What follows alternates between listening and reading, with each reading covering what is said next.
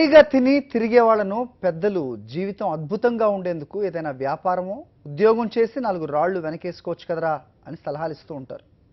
4 రాళ్ల సంగతి ఎలా, ఆ రాళ్లనే కొందరు తమ ధనలక్ష్మిగా మార్చేసుకుంటున్నారు. చెట్టు పేరు చెప్పి కాయలు అమ్ముకుంటున్నట్లు ప్రాజెక్టు పేరుతో అనుమతి లేకుండా క్వారీ నిర్వహిస్తున్నారు. 3 లారీలు 6 ట్రాక్టర్ల మాదిరిగా కంకర దందా చేస్తున్న వైనంపై సాక్షి ప్రత్యేక కథనం. ప్రాజెక్టుల పేరుతో సిద్దిపేట జిల్లాలో అక్రమ దందా, నిబంధనలకు విరుద్ధంగా కంకర క్వారీ నిర్వహణ, సర్కార్ ఆదాయానికి గండి కొడుతున్న కాంట్రాక్టర్, హుస్నాబాద్ ఏరియాలో గుట్టలను పిండి చేస్తున్న అక్రమార్కులు, మామూళ్ల మత్తులో జోగుతున్న అధికారులు పాలకులు, దుమ్ముతో పాటు బ్లాస్టింగ్ పనులతో పంట పొలాలు నాశనం, ఆదుకునే వారి కోసం ఆశగా చూస్తున్న అన్నదాతలు, సర్కార్ స్పందించకుంటే చావే శరణ్యమన్న బాధితులు.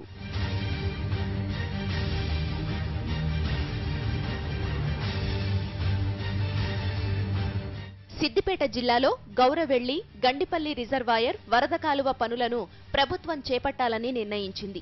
ఈ పనుల కాంట్రాక్ట్ను ఐవీఆర్సీఎల్ అనే సంస్థ దక్కించుకుంది.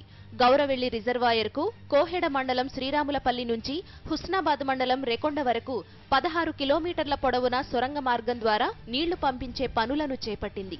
అయితే సొరంగంలో భారీగా బండరాళ్లు అడ్డురాగా వాటిని తొలిచిన కాంట్రాక్టర్ బండలను అనుమతి లేకుండా రేగొండ వద్ద కంకర క్వారీ పెట్టి వ్యాపారం సాగిస్తున్నాడు. వాస్తవంగా ప్రాజెక్టు పనుల్లో వెలువడే మట్టి, రాళ్లను ప్రాజెక్టు వర్కుకు మాత్రమే ఉపయోగించాలి.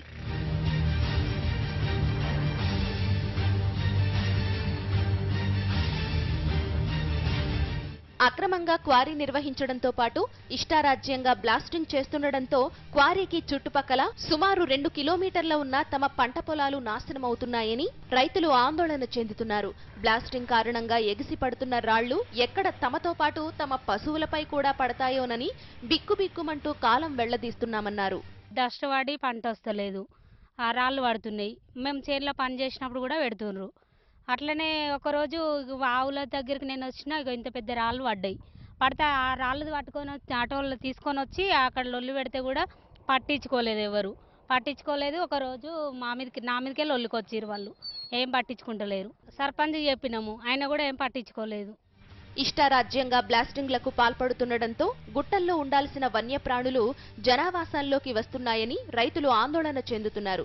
దుమ్ముతో పంటలు నాశనం కావడంతో పాటు ప్రజలు అనారోగ్యం పాలవుతున్నారని రైతులు ఆవేదన వ్యక్తం చేస్తున్నారు.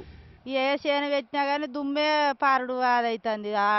అక్కడికి ఇక్కడికి పొడుగుతా దుమ్మే అవుతుంది. ఆడ పల్లి చేను ఎత్తుంది, దుమ్ము వారి ఎక్కువ అది అయిపోయింది. ఈడ పత్తి సూత అంత దుమ్ము వారి ఎండిపోయినట్టే అవుతుంది. మీద ఆకులు ఏం ఆశ లేకుండానే ఉన్నది, అంత దుమ్మే. గొడ్లను కట్టేసుకుందామన్న భయమే కాబట్టి. గతంలో అక్రమ బ్లాస్టింగ్ల కారణంగా రాళ్లు మీద పడి అమ్మాయి కూడా ప్రాణాలు కోల్పోయిందని రైతులు చెబుతున్నారు. ఈ ఉష్ణబాద్కు పోయేస్తే కొంచెం లేట్ అయింది అనుకో, ఇక్కడ బండ్లు ఆపుతారు అక్కడ. మళ్ళీ ఒకవేళ బండ్లు ఆపినా మేము ఆకుండా వస్తే రౌతులు పడి దెబ్బలు దాకుండా అవుతుంది. రోడ్డు పొంట పెద్ద ఇంత రౌతులు వస్తే మేము ఎప్పుడన్నా పోయినా కూడా బండి స్కిడ్ అయిపోవడం అవుతుంది.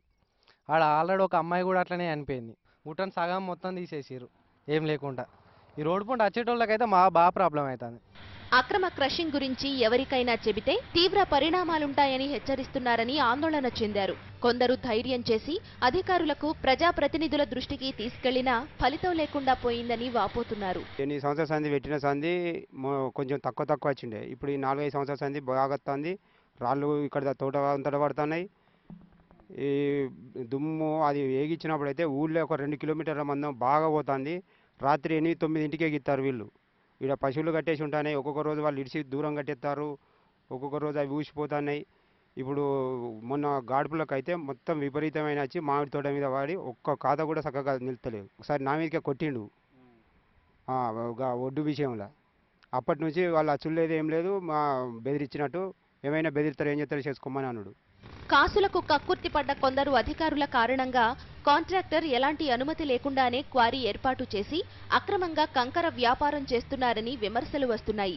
రోజుకు 100 ట్రిప్పుల కంకరను తక్కువ ధరకే విక్రయిస్తూ సర్కార్ ఆదాయానికి గండి కొడుతున్నారని ఆరోపణలు వెల్లువెత్తుతున్నాయి.